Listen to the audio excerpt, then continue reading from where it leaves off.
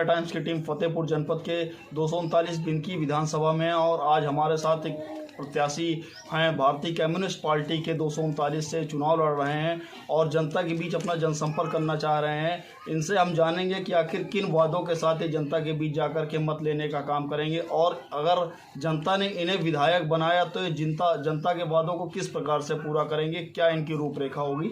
अपना परिचय दीजिए। मैं 239 विधानसभा बिनकी भारतीय कम्युनिस्ट पार्टी का प्रत्याशी गंगा विष्णु पासी।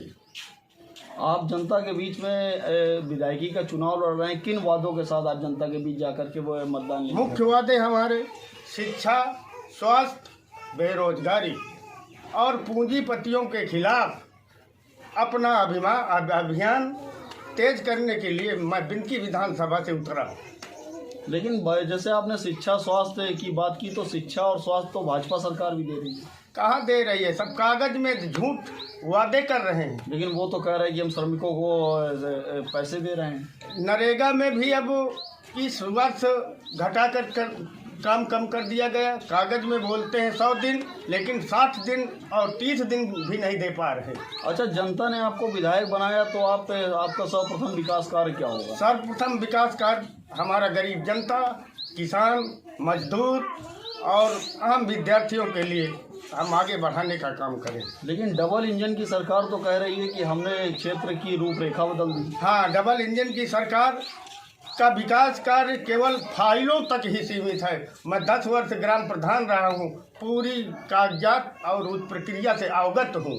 वो तो कह रहे हमने 2 करोड़ युवाओं को नौकरी दी। कभी किसी को एक भी नहीं दिया है। इंटरव्यू भी होते हैं, पेपर भी होते हैं, पेपर लीक आउट कर जाते हैं और कागज पर होता है ये कहीं कुछ, जमीनी हकीकत तो कुछ और है। अच्छा, किसानों की समस्या को अगर देखें तो किसान अन्ना जानवर से परेशान है। हाँ। तो यदि क्षेत्रीय जनता ने आपको विधायक बनाया तो अन्ना जानवर के लिए आप क्या? हाँ, विधानसभा में मैं मुख्यमंत्री से यही अपील करूंगा करके ये छुट्टा न हो पावे, और ताकि किसान की फसल बर्बाद न की जा सके, किसान को हम सुरक्षित करने का काम करेंगे। लेकिन खागा विधायिका कृष्णा पासवान जी ने अभी एक स्टेटमेंट दिया था कि जिन किसानों के फसलों को गाय चर जाती है उनकी फसल दुगनी हो जाती है। इस बारे में आप क्या? दोगुनी कहाँ से हो जाएगी? कोई अपना ये काम करा के दिखा ले।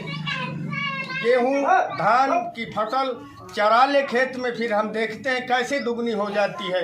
उसमें दाना ही नहीं पैदा होगा तो कहाँ से दोगुनी हो जाएगी? वो कह रहे हैं किसान को किसान सम्मान निधि 4 महीने में 3000। यदि पीएम किसान सम्मान निधि दे रहे हैं तो पेंशन के बराबर ही तो नहीं है।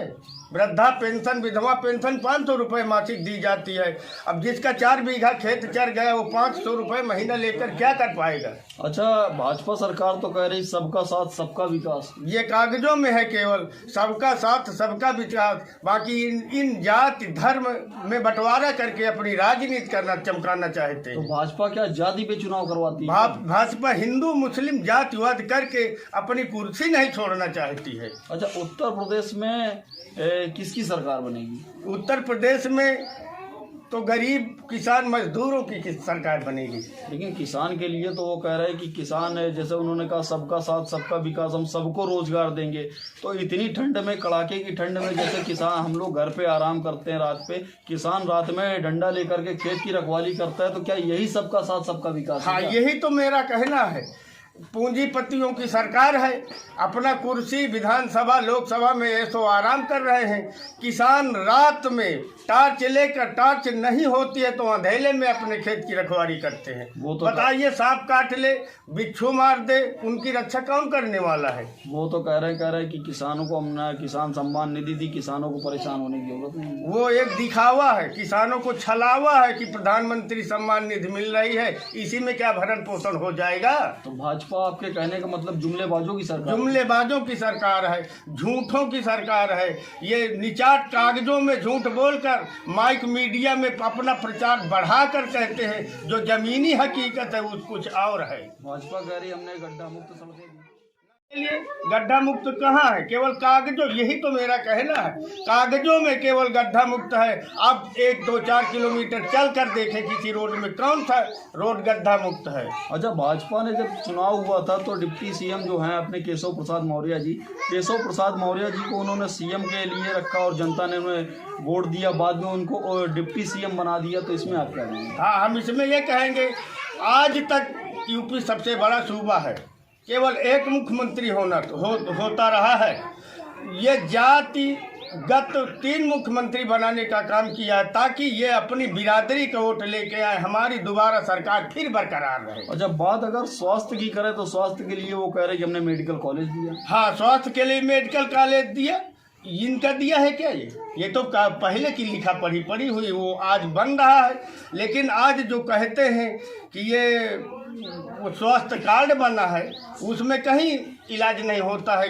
गरीब आदमी जाता है, डॉक्टर उनकी सुनाई नहीं करता है। ये सब छलावा हो रहा है। आयुष्मान कार्ड पे इलाज नहीं हो रहा, ये सब छलावा हो रहा है।